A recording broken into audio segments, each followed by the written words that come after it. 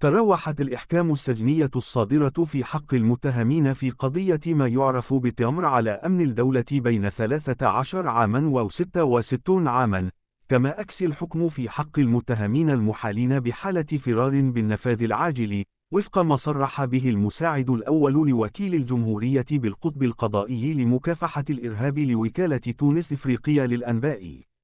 وافاد المصدر ذاته أن الدائرة الجنائية المختصة بالنظر في قضايا الإرهاب أصدرت في ساعة متأخرة من الليل حكما في حق المتهمين في هذه القضية التي شملت الإبحاث فيها عدة متهمين، منهم من هم بحالة إيقاف وآخرون بحالة فرار.